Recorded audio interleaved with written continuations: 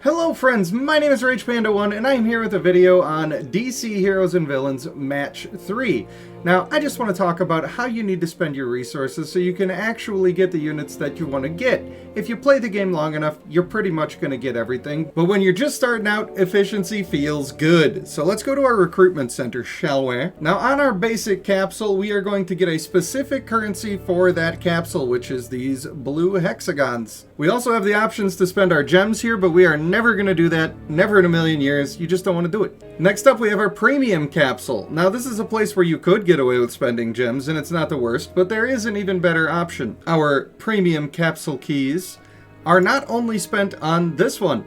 If you're just starting out, you probably won't even have this new banner available that I'm about to show you, but it's related to the Battle Pass. After you clear the first section of the Battle Pass, this will become available, and you have better rates for better units, namely, in this one, Superman. And you want Superman. Superman is, you know how he does that thing where he doesn't take damage and he's just like invulnerable all the time? He basically has that. He can take damage, but he's like the tankiest guy in the game, and you have really good rates to get him right now. It's possible you could get a 5-star that's not him. Of course. But for my money, I'm going to be going specifically for the Battle Pass capsule, and I'm going to be trying to get that Superman. Then of course we have our hero and villain capsules. Now you're going to do a bunch of quests where you got to pick which side you want to go for. The weird thing is, if you do a villain quest, you get the hero capsule stuff. I don't know why it's like that. Maybe you're capturing the heroes to recruit. I don't know. They got a plan. But whatever you do, you want to get 2,000 of these bad boys before you start spending on it, because then you're going to get a guaranteed 4-star. And that same thing is going to be true across the board here. On every single banner, when you do your first multi-summon of 10 dudes, that'll be this one, you're going to get a little bonus. After that, you can do one at a time. As soon as you got the resources, pop it and lock it.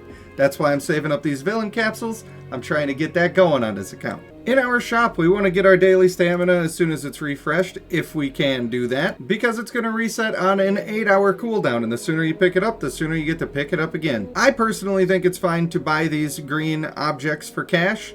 It saves you a lot of stamina. I haven't bought any of the blue ones yet, but I'm not ruling it out either. I would skip turning your gems into gold. It's just not worth it. And I'm going to buy these villain capsule keys because I'm still trying to get my multi-summon, and I'm impatient. Is it the best value? I mean, it's fine. It's probably better to buy some of these other things, but you get a lot of them anyway, and this is what I'm choosing to do. Realistically, I think that all of the value here lies in the upgrade materials, but we'll go over all of that stuff in a future video. You can see here that we've got a charge on our scanner, so we'll go ahead and click on that, and then we get to make a choice. This time, we can either fist fight the street thugs, or we can tackle the officer. I'm trying to get my villain capsule. I need the multi-summon, so I am going to select this one right here.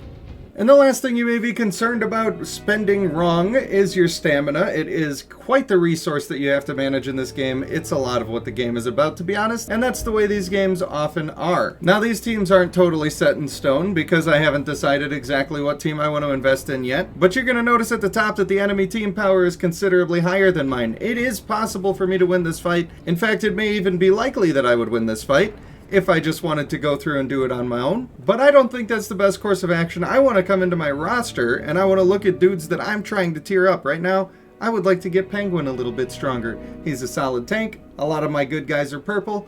I thought maybe he would work well with them. So when you see your little magnifying glass, you can click on this to go to the recipe. You can click on the item you'd like to find, and then if you've beaten the level already, you can just auto-win and have a chance at the rewards. Lucky me, I got it first try and a little level up with a cheeky stamina upgrade there.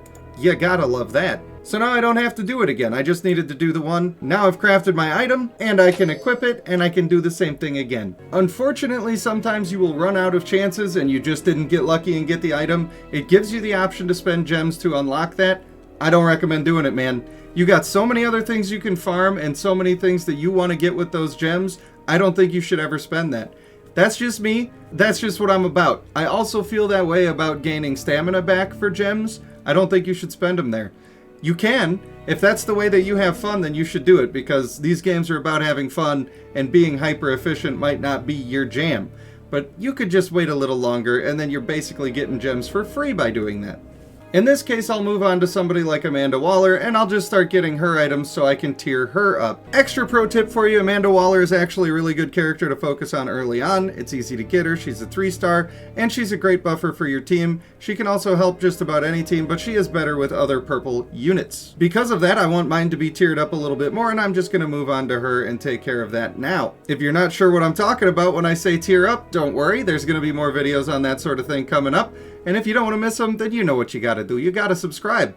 I hate to ask for it, but of course it helps. So in summation, get your first multis done before you start doing single summons.